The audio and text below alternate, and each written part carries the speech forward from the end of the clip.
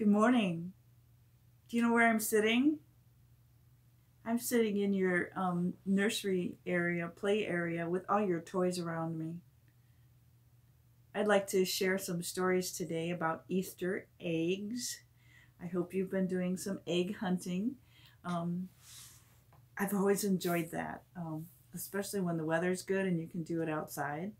My kids and I used to have games. We'd take turns hiding them and finding them, and look for the most amazing place to put them. If you find one in a very unusual place, would you send me a picture? Thanks. Well, I want to tell some stories about eggs. I've got 3 stories I want to tell you. And this first one is called The Foolish Rooster. I'll show you some pictures here. The Foolish Rooster. Okay, now the words are backwards, so don't mind that. I'm going to read them forwards for you. In a barnyard in Poland lived a rooster whose name was Lex. And Lex had magnificent feathers of blue and green and yellow and brown and red, and a bright red comb on his head, of which he was very proud. Indeed, he was proud of everything about himself. This is what we call a comb right here. Okay. He strutted around the courtyard. The other animals secretly laughed at Lex. There were other roosters in the barnyard, and like them, Lex had many wives and dozens of children. However, Lex thought he was more wonderful than the others. So he was constantly disappointed when his children hatched from their own eggs as yellow as all the rest of the chicks. How can my chicks look like everyone else's chicks, he thought, when I don't look like anyone else? Now at Easter time in Poland, children gather eggs and paint them beautiful colors just as we do. They gave Lex what he thought was a brilliant idea.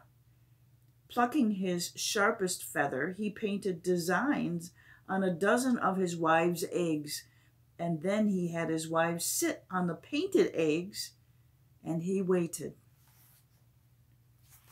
Here's another picture. He's looking at those eggs, isn't he? My children will not only have magnificent colors, they will be born with remarkable designs. Lex strutted before his wives, crowing constantly. This was so annoying the farmer that he sold Lex. That's why the silly rooster wasn't even there when his children were hatched. Of course, when the chicks were yellow, as they always are, but Lex never knew. He made a fool of himself for the rest of his life, crowing each dawn about the gorgeous children he had made one Easter in Poland. And here's the chicks coming out of his egg, out of those eggs. They're as yellow as can be, right? Isn't it silly to think what comes from our eggs that we paint is anything but the egg that's always been inside? Just goes to show you, no matter how you dress it up, you're still going to be the same person inside.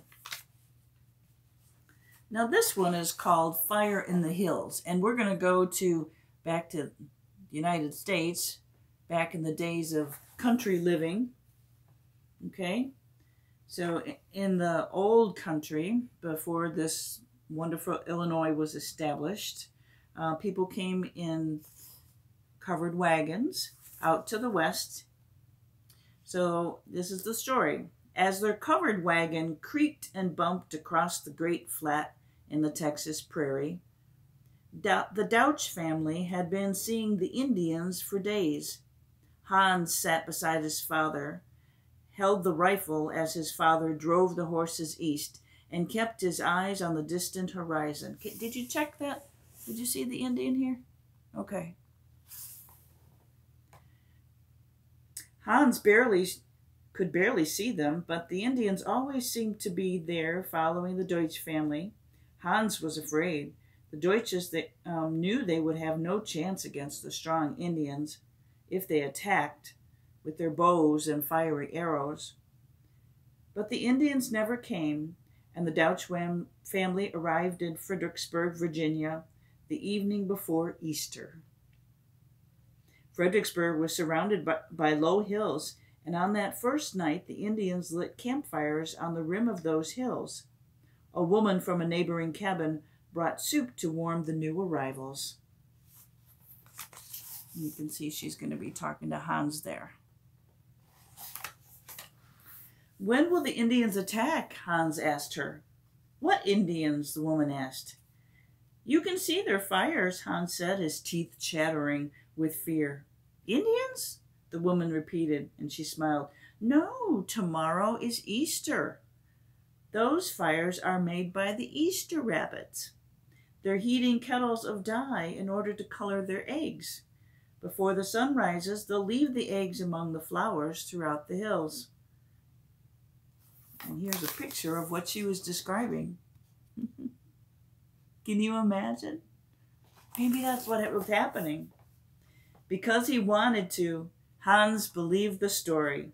But the fact is, every Easter Eve since then, rabbit fires have been seen in the hills surrounding the town of Fredericksburg. That's a silly story. It's pretty nice when the Easter Bunny comes and brings us eggs. Wonder how he gets those made. Or is the Easter Bunny a she? All right. Now this one is about the most expensive egg in the world.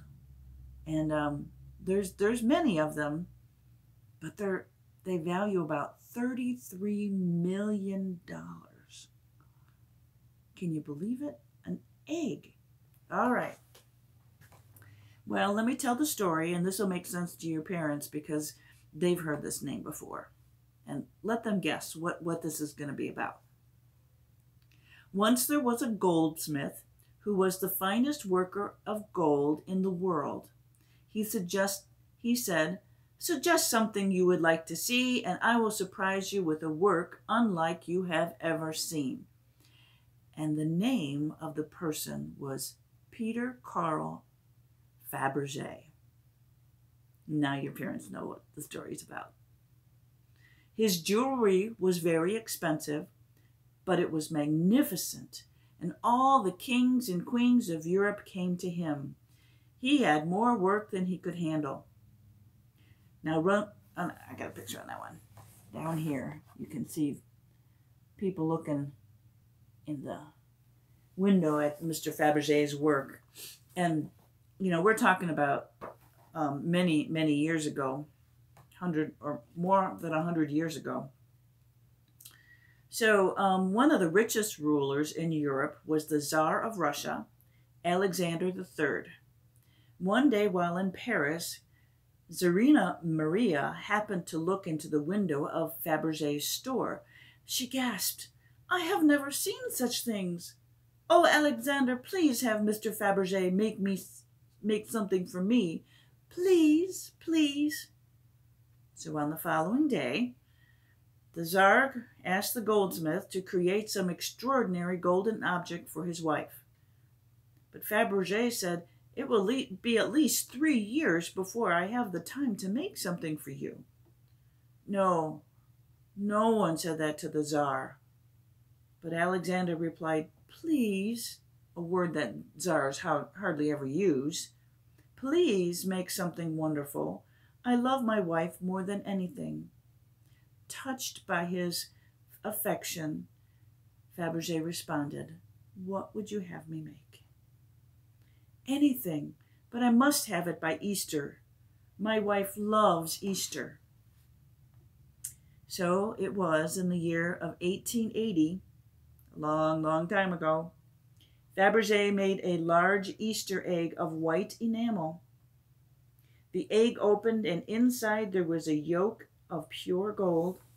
Let's look at that down there. And there's Fabergé and the Tsar up front on top. Yeah, let me further describe this. The yolk opened to show a golden hen. When lifted, the hen's golden hen with ruby eyes, and when lifted, the hen's beak revealed a tiny diamond crown that looked exactly like the crown of Russia, and from that crown hung an even smaller ruby pendant. The Tsar was amazed. Over the years, he ordered a total of 53 eggs from Fabergé. Now, there are some, I think it's 10, cannot be accounted for, but the other 43 are now in museums and private collections all over the world. And I did read one day that one of them was found in a flea market and was bought for $14,000. What a find that was. And here it is, that Fabergé egg. I have seen one, but it wasn't in a museum. It was a private collection. So interesting that these eggs are so beautiful. They're not just white enamel. They're a lot of different colors and a lot of different things. Well, I hope you have fun with Easter eggs this year, because, you know, Easter's a fun season, a fun time to hide and seek, to pretend, to laugh and have joy. So whenever you feel like it, just pick out a game for Easter and play it with your brothers and sisters, even your mom and dad, and have fun while you can have everybody around you. Celebrate Easter in the way that Jesus would really have you celebrate it, with lots and lots and lots of joy. Okay, well, that's my time with you today, and so glad I could spend it with you. Think of me often, and sometime you'll be back here playing with these toys, and until then, I'll keep them nice and tidy for you. Bye now.